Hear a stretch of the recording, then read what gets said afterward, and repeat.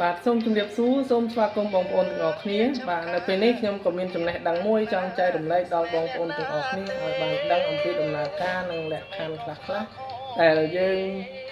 ទទួលបានឱកាសការងារទេសចរណ៍តើវាមានលក្ខខណ្ឌយ៉ាងណាខ្លះហើយយើងត្រូវឆ្លងកាត់អ្វីខ្លះបាទទី1គឺយើងត្រូវឆ្លងកាត់នៃការមកចូលឈ្មោះដាក់ពាក្យដើម្បីពិនិត្យបេក្ខភាពសិនបាទសម្រាប់ការពិនិត្យបេក្ខភាពនេះគឺយើងពិនិត្យទៅលើសុខភាពពិនិត្យទៅលើកាយសម្បទាពិនិត្យទៅលើនីតិសម្បទាហើយនិងលទ្ធភាពផងដែរបាទហើយសម្រាប់ចំណុចទី2គឺយើងត្រូវសម្ភាសបាទរៀនត្រៀមសម្ភាសហើយនឹងសម្ភាសឲ្យជាប់ជាមួយនឹងតកែសិនដែលយើងនឹងរៀនចន្លោះខ្ទង់ប្រហែលជា4ខែទៅ6ខែបាទនៅចន្លោះហ្នឹងហើយសម្រាប់ទី3គឺយើងត្រូវមាន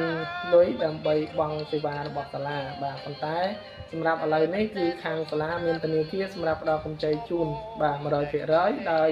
មានប្លង់អត់ប្លង់ក៏យើងអាចដាក់សំណើកម្ចីបានដូចគ្នាបាទហើយសម្រាប់ចំណុចទី4សម្រាប់ចំណុចទី4គឺ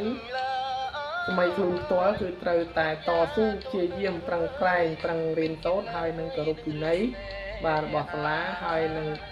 កែខៃខ្លួនឯងដើម្បីឲ្យខ្លួនឯងក្លាយទៅជាមនុស្សម្នាក់ថ្មីទៀតដែលនឹងស័ក្តិសមនឹងទទួលយកឱកាសការងារទេសចរណ៍បាទហើយសម្រាប់ទី5គឺមានការចូលរួមជាមួយនឹងខាងក្រុមគ្រួសារបាទត្រូវមានក្រុមគ្រួសារដើម្បីគ្រប់គ្រងក្នុងការចូលរួមគិតរួមដោះស្រាយរាល់បញ្ហាផ្សេងៗដែលកើតមានបាទហើយបើសិនជាបងប្អូនមិនមានគ្រួសារចូលរួមក្នុងការរួមគិតរួមដោះស្រាយទេបងប្អូនក៏មានការពិបាកក្នុងការទៅធ្វើការនៅទេសចរណ៍ដែរបាទរៀបចំដំណើរការនេះមិនបានល្អបានស្រួលទេ